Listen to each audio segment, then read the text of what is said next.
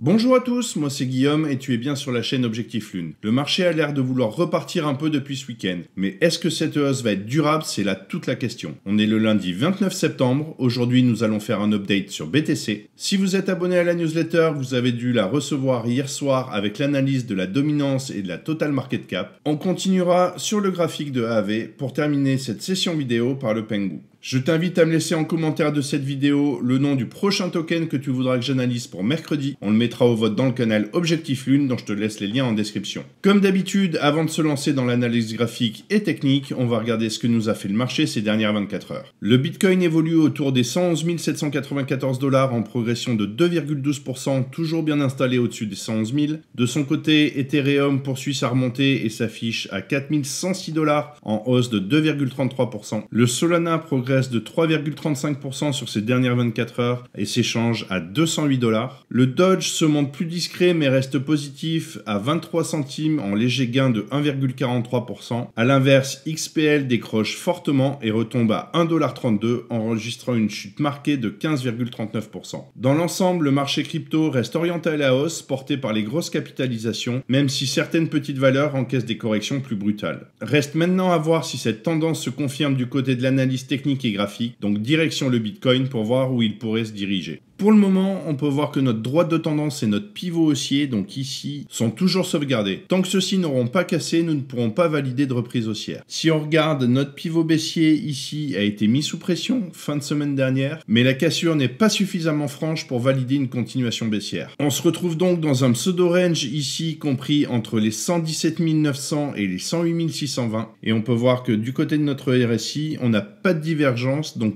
pas de direction vraiment établie. Je garde donc pour le moment la vue que je vous avais proposée déjà depuis un petit moment. Allons regarder ce que ça donne du côté du H4.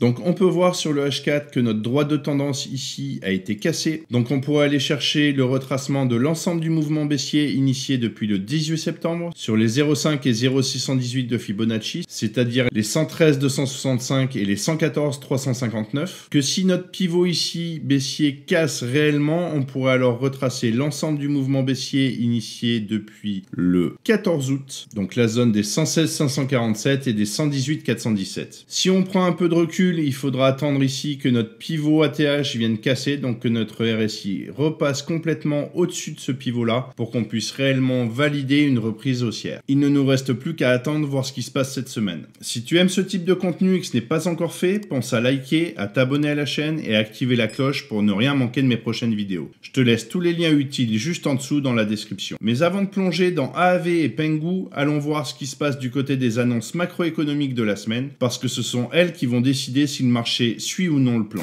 Mardi, on commence avec les JOLTS, c'est-à-dire les offres d'emploi aux US. Si le chiffre est trop haut, ça veut dire que l'économie reste trop tendue et ça peut peser sur la crypto. Par contre, un chiffre plus bas donnerait un peu de répit au marché et pourrait aider Bitcoin à respirer. Mercredi à 14h30, on enchaîne avec le rapport ADP et les PMI manufacturiers. L'ADP, c'est un peu l'avant-goût du gros rendez-vous de vendredi. S'il est fort, ça peut mettre la pression sur la crypto, et s'il est faible, ça donne au contraire un petit soutien. Même idée pour les PMI, si ça montre que l'économie tourne fort, c'est plutôt négatif, mais si ça ralentit, le marché respire. Jeudi, toujours à 14h30, on aura les chiffres du chômage hebdo. S'il y a moins de demandes, ça reste un signal de force pour l'économie, et ça pèse sur les marchés. Et s'il y en a plus, ça veut dire que ça se détend un peu, et ça peut donner un petit coup de pouce au marché. Mais souvent, ça reste calme, car tout le monde attend le vendredi. Vendredi, à 14h30, c'est la plus grosse journée avec le taux de chômage et le fameux non-farm payrolls.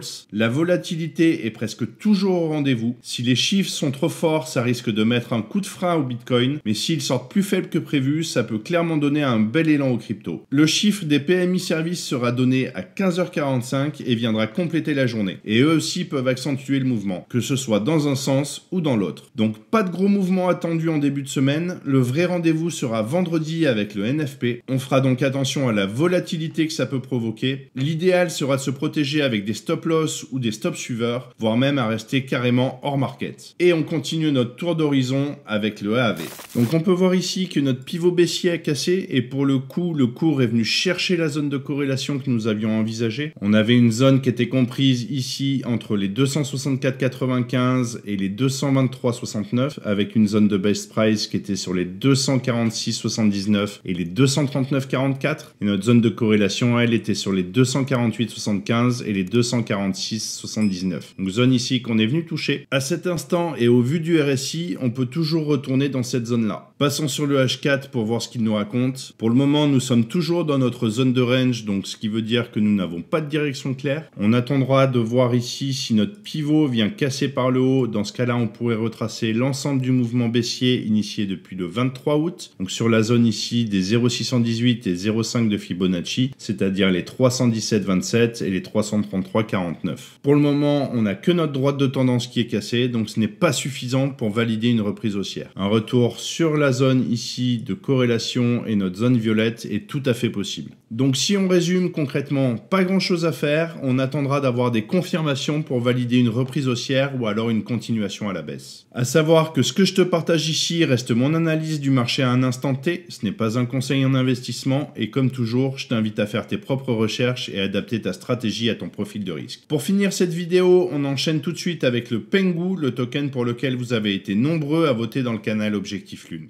Nous sommes ici en D1, donc ce qui veut dire que chaque bougie représente une journée de cotation. On voit bien que le RSI s'est installé ici juste sous notre pivot baissier, que celui-ci a été cassé et que du côté de notre graphique, on est venu chercher la première intention ici de notre zone, donc notre zone qui était sur les 0,027 et les 0,018 avec une zone de best price sur les 0,023 et les 0,021 qui était en corrélation avec le retracement de l'ensemble du mouvement haussier initié depuis le 22 juin, donc sur les 0,026 et les 0,021. À l'heure actuelle, on peut toujours aller chercher un dernier plus bas dans notre zone violette, sachant que nous n'avons pas pour le moment de divergence au niveau du RSI. Et on peut aller regarder tout de suite ce que ça donne sur le H4. Donc ce qu'on peut voir tout de suite, c'est que ici, on a une divergence qui a commencé à se mettre en place entre notre prix et notre RSI, que dans cette configuration, on pourrait retracer l'ensemble du mouvement baissier initié depuis le 18 septembre, donc sur les 0,5 et 0,618 de Fibonacci, c'est-à-dire les 0,034 et les 0,033, que pour ça, il faudrait que le RSI ici vienne casser notre droite de tendance et également notre pivot. Donc dans l'immédiat, rien n'empêche le prix de descendre dans notre zone violette, c'est-à-dire les targets D1 qu'on a vu juste avant. Donc si on résume, il est possible de rebondir sur les 0,033 et les 0,034. Il faudra pour cela que notre RSI vienne casser notre droite de tendance ainsi que notre pivot. Tant que ce n'est pas fait, nous sommes clairement baissiers et un plus bas sur nos zones est toujours possible. Donc restez prudents. Voilà, je pense qu'on a fait le tour pour aujourd'hui. En résumé, le marché est baissier. On attendra d'avoir des confirmations claires comme la cassure de certains pivots et notre droite de tendance pour valider une reprise haussière. De mon côté, je te souhaite une bonne semaine. Sois vigilant en fin de semaine et notamment vendredi avec le NFP car on risque d'avoir pas mal de volatilité. Et comme toujours, prends soin de toi et tes cryptos.